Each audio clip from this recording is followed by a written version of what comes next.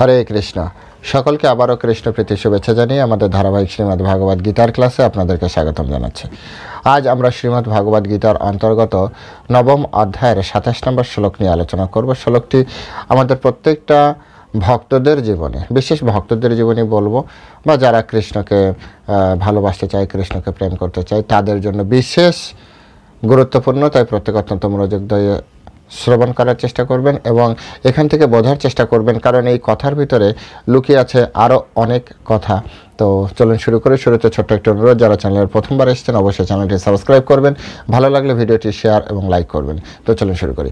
নম ওম বিষ্ণুপাদায় কৃষ্ণপ্রেষ্ঠায় ভূতলে শ্রীমতী ভক্তি বেদান্ত স্বামিনীতি নামিনে নমস্তে সরস্বতী দেবে গৌরবাণী প্রচারিণে নির্বিশেষ শূন্যবাদী পাশ্চাত্য দেশ তারিণে বাঞ্ছাকল্পতরুর্ভষ্ট কৃপা সিন্ধু ব্যবচ পতিতানাং পাবনেভ্যো বৈষ্ণবেভ্যো নমো নমঃ।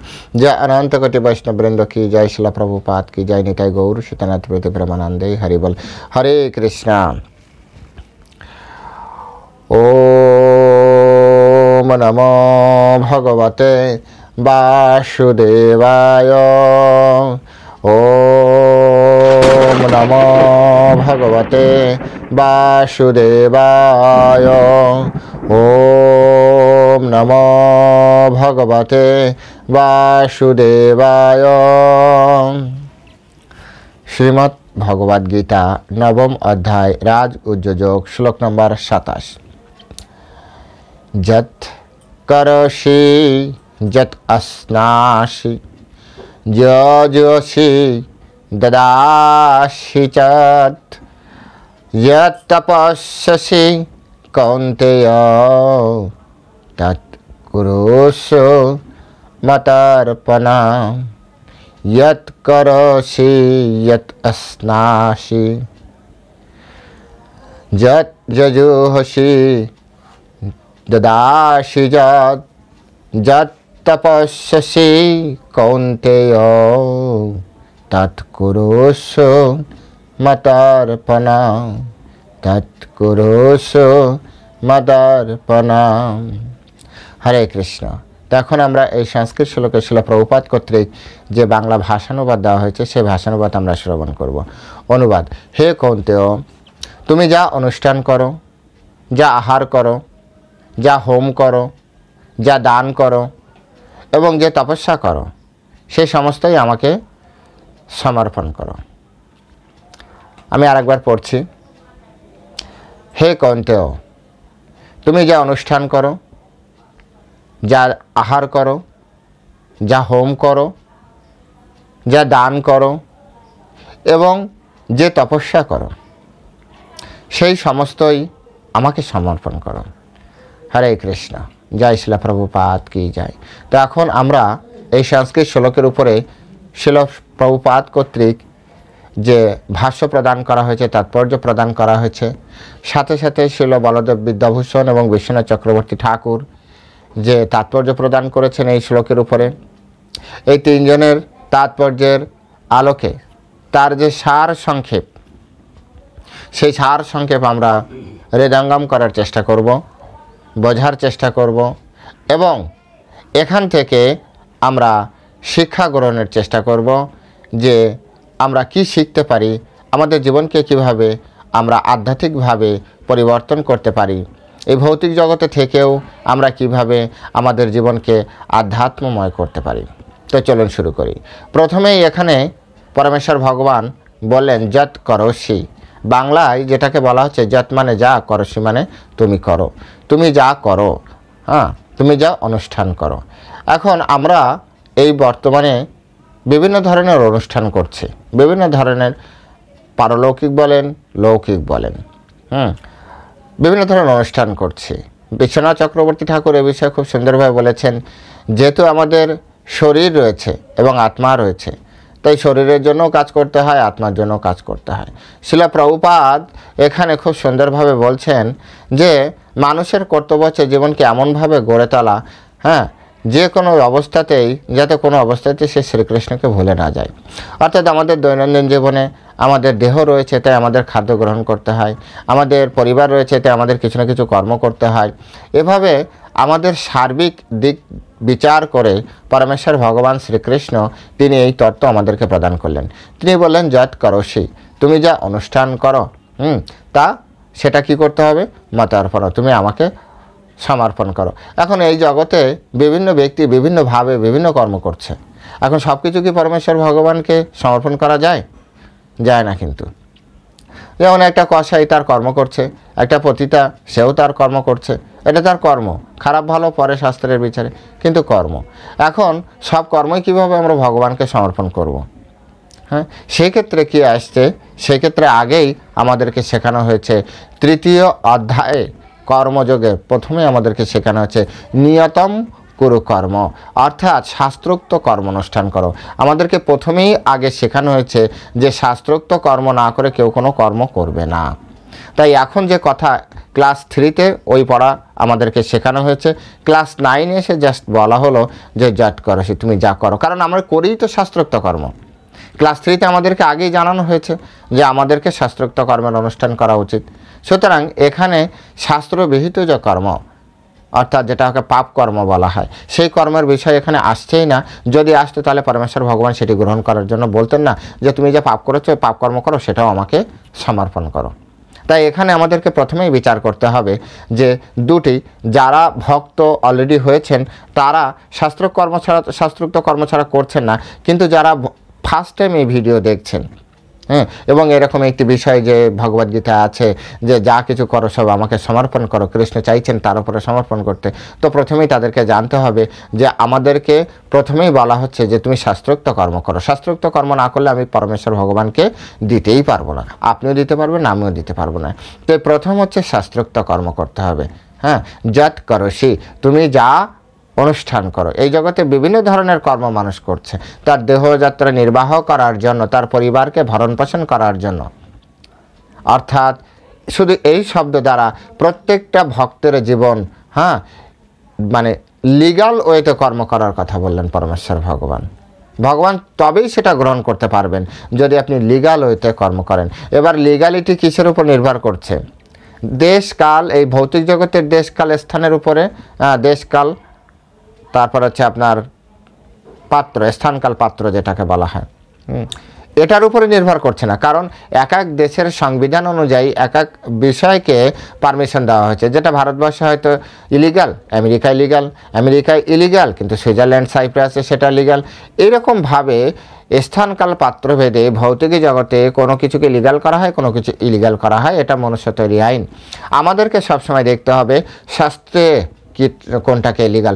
শাস্ত্র স্থান কাল পাত্রের ঊর্ধ্বে একেবারে সার্বজনীন কথা বলা হয়েছে, যা প্রকৃতপক্ষে প্রত্যেকটা মানুষের সত্যিকারের উপকারে আসবে, প্রত্যেকটা মানুষের সত্যিকারের জীবনযাত্রাকে উন্নত করবে। সেইভাবে শাস্ত্রে ডিজাইন করা হয়েছে, সেইভাবে পরমেশ্বর ভগবান নিয়ম কানুন প্রস্তুত করেছেন।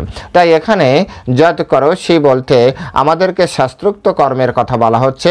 শাস্ত্রে যেভাবে আপনাকে আমাকে জীবনযাপন করার কথা বলা হয়েছে সেইভাবে আমি জীবনযাপন করতে বাধ্য, তা না হলে পরমেশ্বর ভগবান এখানে যে বললেন মাদার্পণ, উনি এটা গ্রহণ করবেন না, এটা উনি গ্রহণ করবেনই না। একটা মালিক, তার যেমন কর্মচারী থাকে, মালিক তার কর্মচারীর কাছ থেকে যে ধরনের, হ্যাঁ, একটা ধরুন কোনো কিছু করতে দিয়েছে, এখন কর্মচারী তার মালিকের মন মতো সেটা করতে পারি না, তো সেটা কি অ্যাপ্রুভ করা হবে? হবে না। আপনি ধরুন একটি পালঙ্ক বানাতে দিয়েছেন, হ্যাঁ, খাট যেটাকে বলা হয়, তো সেটা আপনি বানাতে দিয়েছেন। এবার আপনি একটা সুন্দর ডিজাইন দিয়েছেন, তো সেই ডিজাইন অনুযায়ী যদি আপনার কাঠমিস্ত্রি তৈরি করতে পারে, তবে যে আপনি লাস্ট অন্তিমে সেটা পারচেস করবেন। যদি আপনার মনের মতো না হয় তাহলে কি সেটা আপনি গ্রহণ করবেন? সেটা আপনি পারচেস করবেন তার কাছ থেকে? তখন কিন্তু সেটা আপনি নেবেন না। তাই এটা আমাদেরকে এইভাবে স্পষ্ট করে আমাদেরকে বুঝতে হবে। যদি আপনার মনের মতো করে করতে পারে আপনার কর্ম, তাহলে তারটা আপনি গ্রহণ করবেন, অন্যথায় আপনি গ্রহণ করবেন না। ঠিক একইভাবে পরমেশ্বর ভগবান এখানেও সেই সেম বিষয় বললেন। যদি কেউ পরমেশ্বর ভগবানের অনুযায়ী জীবনযাপন করে, পরমেশ্বর ভগবানের আইন অনুযায়ী তার কর্ম করে, তবে সেই কর্ম পরমেশ্বর ভগবান তিনি খুব সহজে গ্রহণ করবেন। এবং তাও আবার কারটা, এর আগের শ্লোকটা আপনাদের সে পড়ে আসতে হবে। পত্রম পুষ্পম ফলম তম যো মে ভক্তা প্রজাস্যতি তদা অহম ভক্ত উপরিতম अस्मामि প্রজাত আত্মনা। অর্থাৎ যে বিশুদ্ধ চিত্ত নিষ্কাম ভক্ত ভক্তি সহকারে আমাকে পত্র পুষ্প ফল জল অর্পণ করে, আমি তার সেই ভক্তিপ্লুত উপহার প্রীতি সহকারে গ্রহণ করি। অর্থাৎ বিশুদ্ধ চিত্ত নিষ্কাম ভক্ত হতে হবে, কামনা বাসনা রহিত হতে হবে। হৃদয়ে কামনা বাসনা থাকলে পরমেশ্বর ভগবান আপনার আমার ধারে কাছে নেই। ও আপনি যা কিছু করেন না কেন, পরমেশ্বর ভগবান বলবে না, ও তো তুমি তোমার জন্যই করেছো। নিষ্কাম প্রথমে হচ্ছে ভগবান গ্রহণ করবে, তবে কারণ এর পরের যে শ্লোক সেই শ্লোকে কেন এই কথা বলেছেন, পরের শ্লোকে পরমেশ্বর ভগবান বলবে। কারণ পরমেশ্বর ভগবান যদি সব কিছু গ্রহণ না করে তাহলে আমাদের কর্মফল থেকে মুক্ত করতে পারবে না। এখন তো যদি সে যদি আমরা তার জন্য না করি তাহলে সেও গ্রহণ করবে না। কতটা লজিক্যালি, কতটা সুন্দরভাবে যদি আপনি কৃষ্ণের জন্য না করেন তাহলে কৃষ্ণ গ্রহণ করবে না। কৃষ্ণ যদি না গ্রহণ করে তাহলে আপনার কর্মের ফল আপনাকে আপনাকেই নিতে হবে। আর কর্মফল যদি থাকে তাহলে আপনি এই জগৎ থেকে বেরোতে পারবেন না। আর ভগবদ গীতার উদ্দেশ্য হচ্ছে আপনাকে এই জগৎ থেকে কীভাবে পরমেশ্বর ভগবান বের করে নিয়ে যেতে পারে। তাই প্রথমে এখানে বলছেন যৎ করসি যৎ স্নাসি যজুহসি যৎ জুহসি দদাসি যৎ তপস্যসি কৌন্তেয় তৎকুরুষ মাদর্পণে। এই কথা বলার আগে পরমেশ্বর ভগবান এর আগের শ্লোকে অর্থাৎ 26 নম্বর শ্লোকে পরমেশ্বর ভগবান কি বললেন, যে বিশুদ্ধ চিত্ত নিষ্কাম ভক্ত ভক্তি সহকারে আমাকে ভক্তি সহকারে দিতে হবে।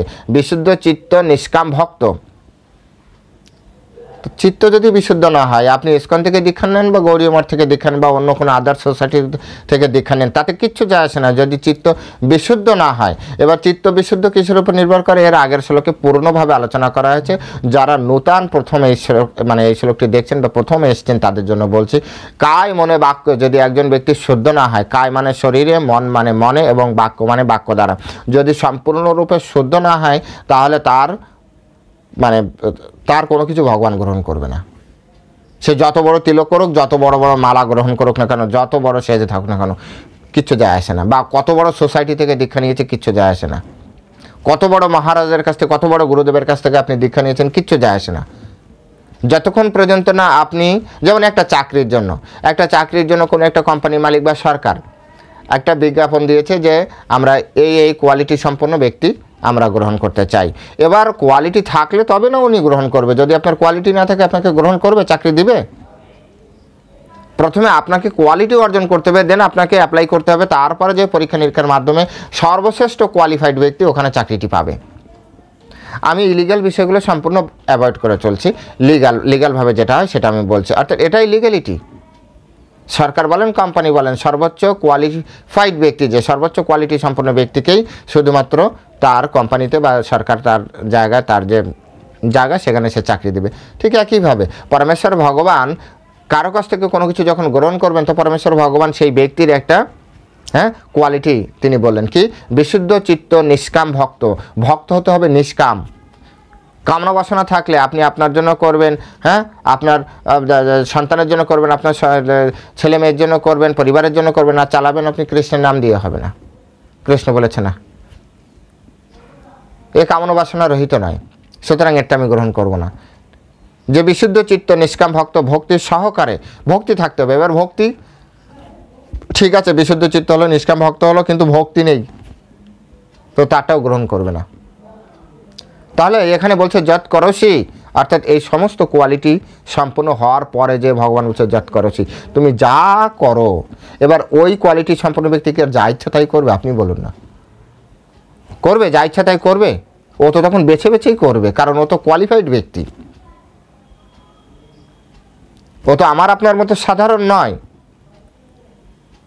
কারণ এর আগে কৃষ্ণ খুব সুন্দরভাবে তত্ত্ব জানিয়েছেন, যে আমাকে তত্ত্ব জানে, আমি কি খেতে ভালোবাসি, আমি কি শুনতে ভালোবাসি, আমি কোন গানটা শুনতে ভালোবাসি, আমি কোথায় কোথায় ঘুরতে যেতে পছন্দ করি, সমস্ত টেস্ট কৃষ্ণ ভক্ত জানে।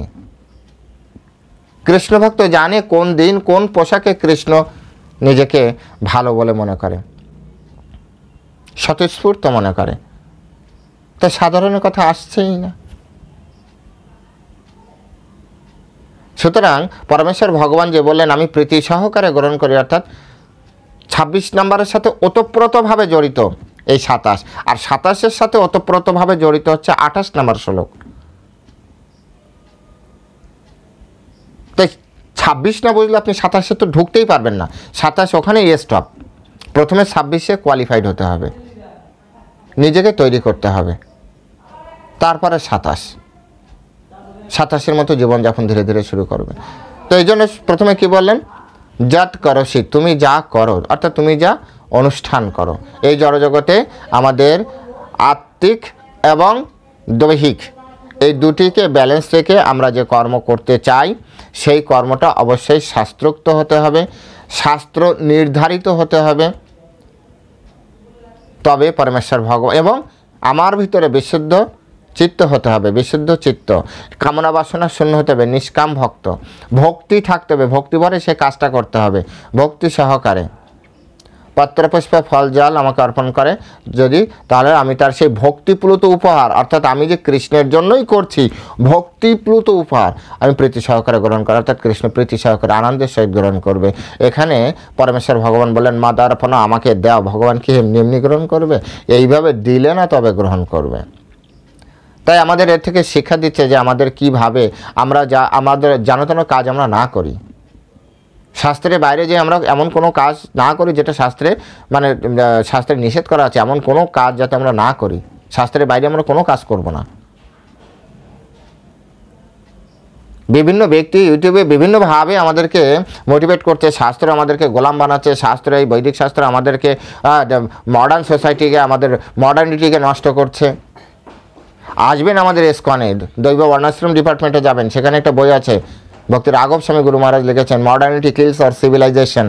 বইটা পড়বেন, তবে বুঝতে পারবেন মডার্নিটির নামে আমাদের সিভিলাইজেশন কিভাবে ধ্বংস হচ্ছে। এখন তো সবাই হোয়াটসঅ্যাপ ফেসবুক নিয়েই আমরা ব্যস্ত আছি।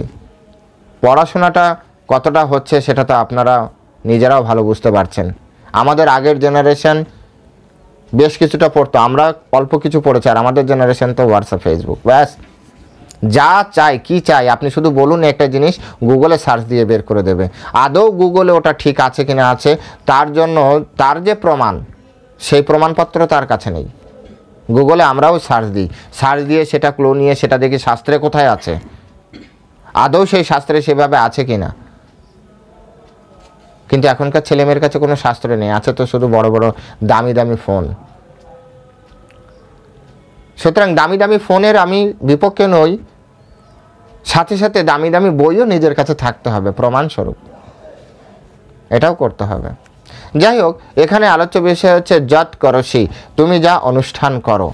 হ্যাঁ, তারপরে বলছে যৎ অশ্নাসি, হ্যাঁ, অর্থাৎ তুমি যা আহার করো, তুমি যা কিছু আহার করো। এখন তুমি যা আহার করো মানে যা ইচ্ছা তুমি আহার করবে, আর তাই মাদার্পণ তুমি আমাকে, অর্থাৎ মাছ মাংস ডিম পেঁয়াজ রসুন মসুরের ডাল, তুমি যা ইচ্ছা তাই আহার করবে, আর ভগবান বলছেন মাদার্পণ আমাকে দাও, ভগবান নিবে। এই লাইনে যাতে কেউ ভুল ব্যাখ্যা না করতে পারে, তাই তাকে আগে 26 নম্বর শ্লোক পড়িয়েছে। পত্রম পুষ্পম ফলম তো আম জোমে ভক্তা প্রজস্যতি। পত্র পুষ্প ফল জল, হ্যাঁ, পত্র পুষ্প ফল জল, অর্থাৎ পাতা, পত্র পাতা, পুষ্প ফুল জল, এই তিনটার সহযোগ বা তিনটা দিয়ে, পাতা বিভিন্ন ধরনের পাতা হতে পারে, যারা বিশেষ রান্নায় এক্সপার্ট আমাদের থেকে বেশি তারা জানেন। হ্যাঁ, অনেক ধরনের পাতাই খাওয়া যায়, লাউর পাতা, থানকুনির পাতা, পালন পাতা, পাতা কপি, কত কত পাতা খাওয়া যায়, তুলসীর পাতা, তারপরে ফুল ফলের ভিতরে তো সব রয়েছে। অর্থাৎ এক কথায় যেটাকে আপনার ভেষজ বলা যেতে পারে, ভেজিটেবল ইংরেজিতে, শাকসবজি।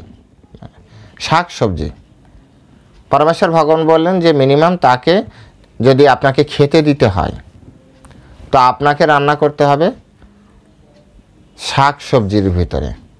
মৎস্যম মাংসম অথবা অমেধ্যম এই শব্দগুলি ওখানে নেই, যেহেতু নেই সেহেতু আপনি এটা দিতে পারবেন না। ভগবদ গীতায় ভগবান বলেছেন যজ্ঞাশিষ্ট আসনে সন্ত মুষ্টন্তে সর্বকিল বিষয় ভঞ্জতে তে অঘম পাপা যে পচন্তি আত্মকারণাৎ। যে নিজের জন্য রান্না করে সে প্রতি গ্রাসে গ্রাসে পাপ ভক্ষণ করে। এটা 3য় অধ্যায় মেবি 9 নম্বর অথবা 13 নম্বর শ্লোকে এটা আলোচনা করা আছে। যজ্ঞাশিষ্ট আসীন সন্ত মুশ্চন্তে সর্বকিল বিষয়। যজ্ঞের অবশিষ্ট অন্নাদি গ্রহণ করে সমস্ত সাধু সন্তরা সব পাপ থেকে মুক্ত হয়ে যায়। কিন্তু ভঞ্জতেতে অঘম পাপা যে পচন্তি আত্মকারণা, যে নিজের জন্য রান্না করে সে প্রতি গ্রাসে গ্রাসে পাপ ভক্ষণ করে। এখন এখানে বলছে তুমি যে অনুষ্ঠান করো, তাহলে কি আর যেন তেন বিষয়ে আপনাকে ওই শ্লোক দ্বারা মানে আপনাকে কেটে দেওয়া হয়েছে যে আপনি যেখানে সেখানে আপনার যে অবাধ ঘোরাফেরার যে ইচ্ছা সেটাকে একেবারে সম্পূর্ণ ব্যান্ড করে দেওয়া হয়েছে, কাটা দেওয়া হয়েছে একেবারে রাস্তায়, যে না যে কোনো রাস্তা দিয়ে আপনি যেতে পারবেন না। ভঞ্জতে তো অঘম পাপা, যে নিজের জন্য রান্না করে সে প্রতিগ্রাসী, অর্থাৎ নিজের জন্য রান্না করতে পারবে না। তো করবেন কার জন্য? কৃষ্ণের জন্য।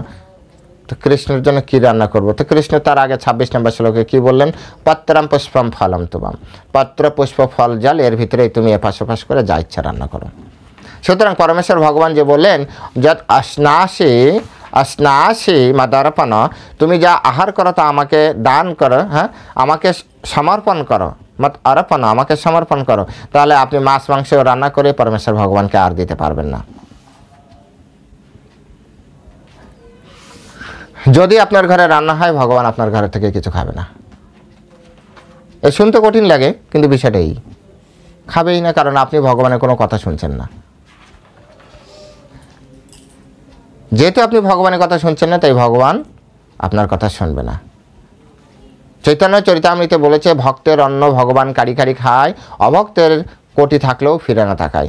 যদি আপনি ভক্ত হন আপনারটা কেড়ে কেড়ে খেতে আসবে, কিন্তু আপনি যদি অভক্ত হন আপনার কোটি কোটি টাকা থাকলেও আপনার ধারে আসবে না, কারণ কৃষ্ণের থেকে ধনী আপনি নন।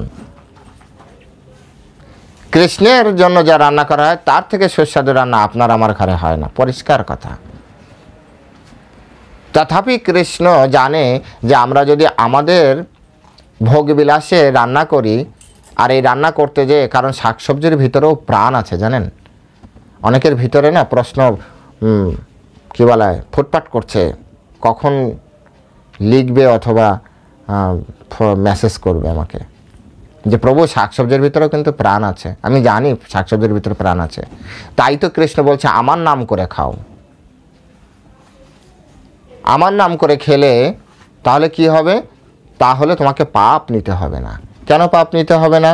যেভাবে আপনি যদি কাউকে গুলি করে মেরে দেন, তাহলে সেক্ষেত্রে আপনি অবশ্যই অপরাধী, আপনি দণ্ডযোগ্য। কিন্তু কমান্ডারের কমান্ডিংয়ে কোনো যদি সোলজার শত্রু সেনাদের মানুষদের কি পাখির মতো মেরে দেয়, তথাপি ওই সোলজারদের নামে কোনো কেস ফাইল হয় না। যা জবাব দেবে কমান্ডার জবাব দেবে। কমান্ডার কেন গুলি করতে বলেছে, সিচুয়েশন কেমন ছিল, সোলজারদের একটুও ডাকবে না। ঠিক তেমনি এখানে কৃষ্ণ বললেন, কৃষ্ণ এই দুটি শ্লোক দ্বারা আমাদেরকে বোঝালেন যে শাকসবজিও তুমি যদি গ্রহণ করো তোমার নিজের জন্য হলে, ভঞ্জতে অঘম পাপা যে পচন্তি আত্মকারণাৎ, যদি কেউ নিজের জন্য রান্না করে তাও প্রতিগ্রাসে গ্রাসে পাপ হবে। কারণ কি? চুরির দায় পাপ, প্রাণী হত্যার দায় পাপ। প্রত্যেকটা খাবারে প্রাণ আছে, সুতরাং প্রাণী হত্যার দায় আর চুরি করার দায় মানে কি? এই অনন্ত কোটি ব্রহ্মাণ্ডের সব কিছু কৃষ্ণের, যা দেবতারা দেখাশোনা করছে। আপনি দেবতাদেরকেও জানালেন না, দিলেন না, আপনি কৃষ্ণকেও বললেন না, সেখান থেকে নিয়ে তুলে খাচ্ছেন, অর্থাৎ অপরের ক্ষেতের জিনিস নিজের ইচ্ছা মতো তুলছেন খাচ্ছেন, তো চুরির দায় তো ফাঁসবেনই। আর সাথে সাথে প্রাণকে হত্যা করছেন, সেই প্রাণী হত্যার দায়ও পাবেন। আর এই দুটি একেবারে সকলের জন্য, সে আপনি বৈষ্ণব বলেন, আপনি শৈব বলেন, শাক্ত বলেন, বাইরের মানুষ তো আছেই। বৈষ্ণবরা এই পাপের আসক্ত হবে না, এই পাপের ফল পাবে না। ধরনের কর্মকাণ্ড করছে কিন্তু তারা এর ফল পাবে না, কারণ তারা স্বেচ্ছায় নিজের জন্য করছে না। এই কারণে কৃষ্ণ বললেন যে আমাকে পত্র পুষ্প ফল জল দাও। তো তারপরে তো যমরাজ আসবে আপনাকে ধরতে, আসবে, যে তিলক পড়েছে আমাকে ধরতে, এই তুমি তো এতগুলো শাকসবজি ফাঁস করে কেটে দিয়েছ, তো তুমি তো প্রাণ হত্যা করেছ। তখন আমার পক্ষ থেকে একটা অ্যান্সার আসবে। সে অ্যান্সারটা কি? আমি তো কখনো আমার জন্য করিনি, কৃষ্ণ বলেছিল তাই করেছি। ও, কৃষ্ণ বলেছিল? তা আপনি কৃষ্ণের কাছে যান, তো কৃষ্ণের এত, যমরাজের এত সাহস নেই কৃষ্ণকে যে চার্জ করে। এতটা ক্ষমতা যমরাজকে প্রদান করা হয়নি, কৃষ্ণ এতটা ক্ষমতা দেয়নি যে কৃষ্ণ, হ্যাঁ, যমরাজ কৃষ্ণকে যে, হ্যাঁ, এই বিষয়ে যে আপনার ছেলেমেয়েরা কেন এরকম করছে, এতটা অধিকার ওনাকে দেওয়া হয়নি। শিলা প্রভুপাদ একবার ইসকনে খুব বড় একটা ডিসিশন নিতে যাচ্ছিলেন, নিয়েছিল না। তখন তৎকালীন সময়ের যে জিবিসি, শিলা প্রভুপাদ এইভাবেই জিবিসি তৈরি করেছিলেন, যে কোনো ডিসিশন জিবিসি শিলা প্রভুপাদ থাকতেই, জিবিসি যদি না বলে শিলা প্রভুপাদ থাকতেই সেই ডিসিশন ক্যান্সেল। শিলা প্রভুপাদ এমনভাবে জিবিসিকে শিক্ষা দিয়ে তৈরি করেছেন যে জিবিসি বলবে যে এটা ঠিক না, তো সেটা ক্যান্সেল। তো একবার শিলা প্রভুপাদ থাকতে ছিল, তখন জিবিসিও তৈরি। শিলা প্রভুপাদ একবার একটা কঠিন ডিসিশন নিয়েছিলেন ইসকনের স্বার্থে। তখন জিবিসির টোটাল বোর্ড বলছিলেন যে প্রভুপাদ এটা ঠিক কতটা যুক্তিযুক্ত। শিলা প্রভুপাদ বলছেন যে ডিসিশন কে নিয়েছে? বলছে আপনি নিয়েছেন। বলছে আমি তোমাকে ইসকন দেখতে বলেছি, গুরুকে দেখার অধিকার তোমাদেরকে দেওয়া হয়নি। ভালো করে আপনারা আবার শুনে রাখুন। শিলা প্রভুপাদ তখন উত্তর দিলেন যে আমি তোমাদেরকে ইসকন দেখতে বলেছি, গুরুদেবের ডিসিশনকে দেখার মতো অধিকার তোমাদের দেওয়া হয়নি। ওরা বুঝতে পারলেন যে শিলা প্রভুপাদ কি বোঝাতে চেয়েছেন। গুরু সুপ্রিম, গুরুকে দেখার অধিকার শিষ্যের নেই। গুরু ইজ অলওয়েজ রাইট। যাই করো, গুরু ইজ অলওয়েজ রাইট। তবে সেই গুরুদেব সৎ, গুরু পরম্পরায় ধারায়, হ্যাঁ, হতে হয়। যাই, সেটা আলাদা পাঠ, বিতর্কে যে লাভ নেই। তো ঠিক একইভাবে কৃষ্ণের কোনো কর্মকাণ্ডে যমরাজ যতই এই ব্রহ্মাণ্ডে আইন কানুন দেখুক না কেন, যমরাজের এতটা অধিকার দেওয়া হয়নি যে কৃষ্ণকে যে চার্জ করে। আর কৃষ্ণ ওই জায়গাটা আমাদেরকে দিয়েছেন। কৃষ্ণ কেন আমাদেরকে বলেছেন যে আমার নামে তুমি বাকি করো। যেভাবে এই জগতে আপনার আমার অনেক সন্তান, বা আমরাও ছোটোবেলা এরকম করেছি না, স্কুলে যাওয়া আসার সময় পাশের গলি বা নিজেদের গলির ভিতরে যে দোকানগুলো থাকে, যেতে আসতে কত চকলেট, কত বিস্কুট, ও কাকু একটা বিস্কুট দাও তো, চকলেট দাও তো, কাকু কিন্তু আমাদেরকে আপনাকে দিয়ে দিয়েছে। নিশ্চয়ই আপনাদের মনে পড়ছে। কোনোদিন আমাকে আপনাকে টাকা চেয়েছে? চাইনি। কিন্তু উনি কি আমাদেরকে ফিরিয়ে দিয়েছে? না, উনি আপনার বাবার নামে ডিউ করে রেখেছে।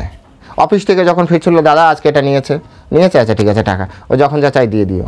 অন্তত আমার বাবা তো এই করতো, আমি জানি না আপনাদের বাবা কীভাবে করেছে। আমার মনে হয় মেজরিটি পার্সেন্ট এইভাবেই। তো ঠিক একইভাবে এই জগতে আমি আপনি যা করছি সেটা যদি কৃষ্ণের নামে ডিউ করি তো কৃষ্ণ মেটাবে। আর এই কারণ আমি জানি হয়তো আপনাদের ভিতরে অনেক দ্বিমত আসছে, কিন্তু আসলে বিষয়টা একটু সূক্ষ্ম মাত্রায় বিচার করুন, সূক্ষ্মভাবে বিচার করার চেষ্টা করুন। যদি আমরা কৃষ্ণ যা বলেছে, যেভাবে বলেছে সেভাবে আমরা এই জগতে চলি, তারপরে যা কিছু হবে কৃষ্ণ দেখে নেবে।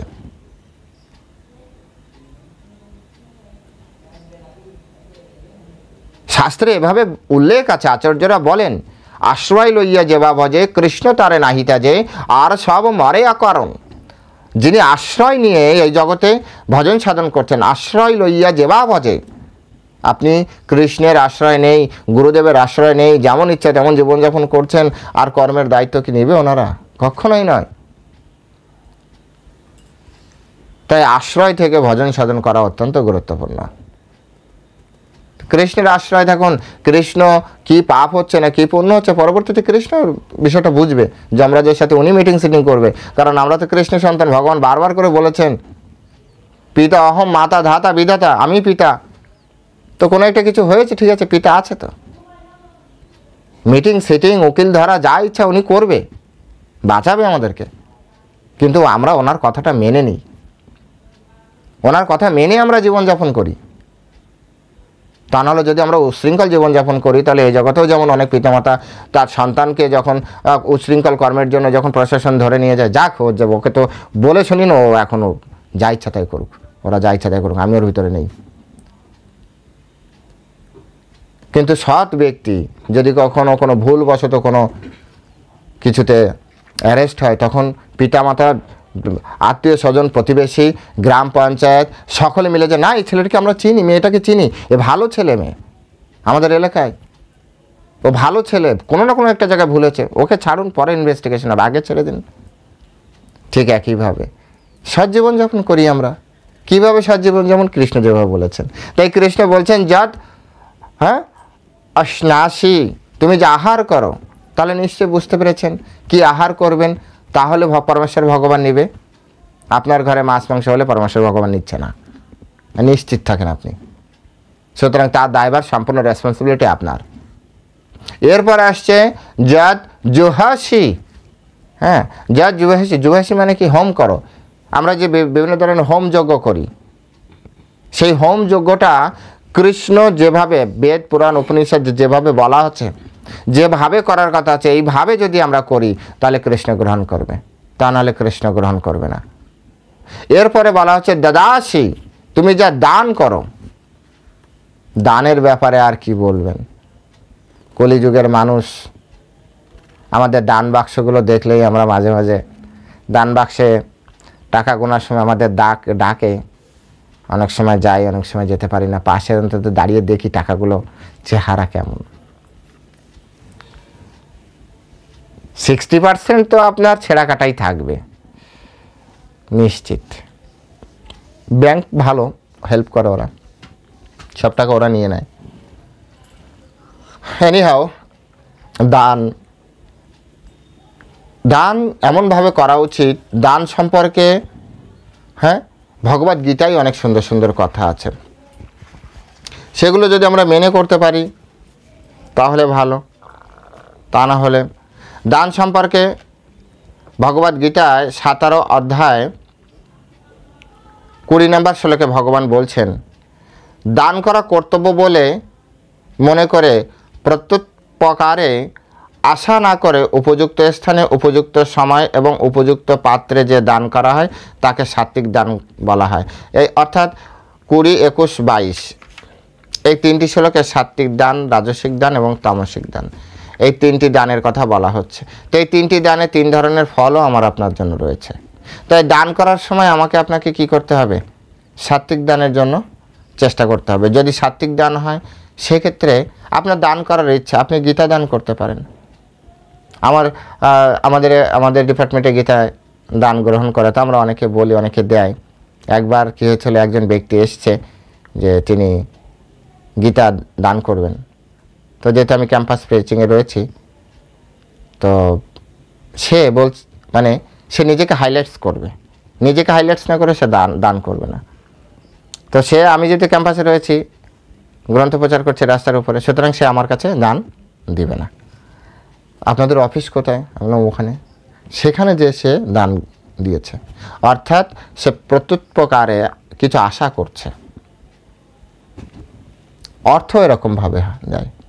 যদিও আমরা বলছি আমরা অফিসের হয়ে রিসিট কাটছি, বা যারা আমার চেনেন আপনারা জানেন যে কীভাবে অফিসিয়ালি জাস্ট আমরা মাঝখানে মিডিয়া থেকে আপনাদের গীতা দান, আপনাদের অর্থদান সেটা মন্দিরকে আমরা দেই, যারা যেভাবে পরিচিত আছে সেইভাবে আমরা প্রদান করার চেষ্টা করি। কিন্তু মানুষ আশা করে, তো আপনি তো তার ফল নিজেই অলরেডি হাতে তালি বলেন, গলায় মালা বলেন, বা অন্য কোনো কিছু একটা আপনি তো সাথে সাথে নিয়ে গেলেন ফল, তো ভগবান তারপরে আর কি গ্রহণ করবে? তাই দান করা উচিত এমনভাবে যাতে ভগবান গ্রহণ করতে পারে। দানের ক্ষেত্রে সবথেকে বলা হয় যে অন্নদান শ্রেষ্ঠ। অন্নদানম মহদ্দানম, জ্ঞান দানম অতঃপরম। অন্নদান এই ব্রহ্মাণ্ডের ভিতর সবথেকে শ্রেষ্ঠ দান হচ্ছে অন্নদান। তাই সুযোগ পেলে অন্নদান করবেন। কিন্তু শাস্ত্রে এও বলা হচ্ছে জ্ঞান দানম অতঃপরম, জ্ঞান দান করা বা এই যে ভগবদ্গীতা দান করা তার থেকেও শ্রেষ্ঠ, তার থেকেও শ্রেষ্ঠ। আজ ভগবদ্গীতা আপনাদের মতো অনেক সুশীল ব্যক্তি ইসকনকে দান করছেন, সেই জন্য ইসকন বিভিন্ন জায়গায় গীতা স্পন্সর করতে পারছে, গীতা দান করতে পারছে। আর তার ফলে সারা পৃথিবীব্যাপী একটা বিশাল আলোড়ন তৈরি হচ্ছে। তাই যাদের সুযোগ আছে আপনারা অবশ্যই ইসকনকে গীতা দান করবেন। যদি মনে করেন যে আপনাদের পরিচিত বা আপনাদের একটা ওয়ে দরকার, আপনারা আমার নাম্বারে যোগাযোগ করবেন, হোয়াটসঅ্যাপে যোগাযোগ করবেন, আমি আপনাদেরকে সব কিছু জানিয়ে দেবো। একটা গীতার দাম কত এখন বর্তমানে চলছে 250 টাকা। আপনি দিতে পারেন, প্রতি মাসে একটা করে গীতা দান করতে পারেন। যাদের সামর্থ্য আছে, এমন না পরিবারের ঝগড়াঝাটি করে। ভগবান এটাই বলেছেন যে তুমি যা দান করো আমাকে ডাইরেক্ট মন্দিরে দান করেন, ডাইরেক্ট মন্দিরে, ব্যক্তিকে নয়, মন্দিরে দান করেন। আমাদের কাছে যখন দেয় আমরা ডাইরেক্ট মন্দিরের অ্যাকাউন্টে আপনাকে দিয়ে দিচ্ছি, সেই মন্দিরের অ্যাকাউন্টে আপনারা গীতা দান করুন। আপনি মন্দিরের পক্ষ থেকে মানি রিসিট পেয়ে যাবেন, সন্দেহ করার কোনো অবকাশ নেই। অনেকে আছে এরকম ফ্রড করছে, ঠিক আছে, আপনাদেরকেও একটু বুদ্ধি রাখতে হবে। তাই আপনাকে এমনভাবে দান করতে হবে যেখানে দানটা সঠিক জায়গায় যায়, সৎ পাত্রে যায়, তা না হলে আপনাকেও তার পরিণাম ভোগ করতে হবে।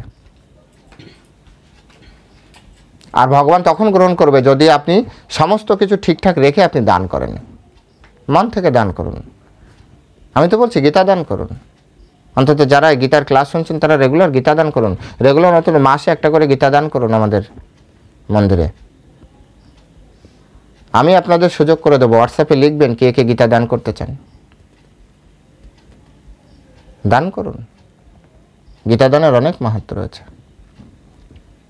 তারপরে বলা হচ্ছে যৎ তপস্যসি, তুমি যা তপস্যা করো, তুমি যা তপস্যা করো। তো এই বিষয়ে একটা প্রথম থেকে শুরু করি। ছাত্র জীবন থেকে তপস্যা শুরু হয়। ছাত্রনাম অধ্যয়নাম তপ। ছাত্র জীবনের তপস্যা হচ্ছে অধ্যয়ন করা, পড়াশোনা করা। তাহলে পড়াশোনাটা তো আমার তাই করতে হবে যা শাস্ত্রোক্ত, শাস্ত্রে যেভাবে বলা হচ্ছে। অর্থাৎ ছোটোবেলা থেকে আমাদের বেদ, পুরাণ, উপনিষদ, গীতা, ভাগবত এগুলি আমাদের অধ্যয়ন করার অভ্যাস করতে হবে, তবে সেটি তপস্যা হবে। বলবেন তাহলে স্কুল কলেজের ওটা কি অধ্যয়ন, ওটা তপস্যা না? বর্তমান সময় দাঁড়িয়ে বর্তমানের মেন্টালিটিতে তপস্যা কি না সেটি আমি বলতে চাইছি না, কিন্তু আমি শুধু চাইছি আপনারা অ্যাড করুন এটি। আপনি কি করছেন, আপনি কি পড়ছেন, এ তো 5 বছর পরে যে আপনি বুঝতে পারবেন, 10 বছর পরে যে আপনি বুঝতে পারবেন যে সমাজ সভ্যতা আমাদের বর্তমান শিক্ষা ব্যবস্থা কোথায় নিয়ে এসেছে আমাদেরকে, আর কোথায় নিয়ে যাবে এখান থেকে আরও 10-15 বছর পরে। তো বাদ যদি না দিতে পারেন কমসে কম এটা অ্যাড করুন। ওটাই তো তপস্যা। তপস্যা মানে কি? কষ্ট করতে হবে। স্কুল কলেজের পড়া পড়ে প্রভু আবার কখন পড়বে আমার ছেলে মেয়ে, ওটাই তপস্যা। এক্সেস করবে বলে বিধায় তো ওরা ফলটা পাবে এক্সেস। তাই গীতা পড়তে হবে, ভাগবত ধীরে ধীরে আস্তে আস্তে বাড়তে হবে। তাই জীবনে যা কিছু পড়াশোনা করেন শাস্ত্রোক্ত পড়াশোনা করুন। আজকে হিন্দু সমাজ নষ্ট হওয়ার পিছনে সবথেকে মূল কারণ হচ্ছে এই তপস্যা, এই আপনার পড়াশোনা ছেড়ে দেওয়া, তপস্যা ছেড়ে দেওয়া। আপনি দেখুন না হিন্দুদের ভিতরে তপস্যা কোথায়? বাচিক তপস্যা আছে, যা ইচ্ছা তাই বলছে, যে ধরনের ভাষা মুখে যেভাবে বেরোচ্ছে। বাচিক তপস্যা নেই। কায়িক তপস্যা, বার ব্রত তিথি উদযাপন হচ্ছে, হ্যাঁ, এদিকে কালী পূজা হচ্ছে, ওদিকে মদ খাচ্ছে, মাংস খাচ্ছে, এটা কি তপস্যা হচ্ছে? দুর্গা পুজো হচ্ছে, রাস্তা দিয়ে হই হই করে বেড়াচ্ছে, এটা কি তপস্যা হচ্ছে?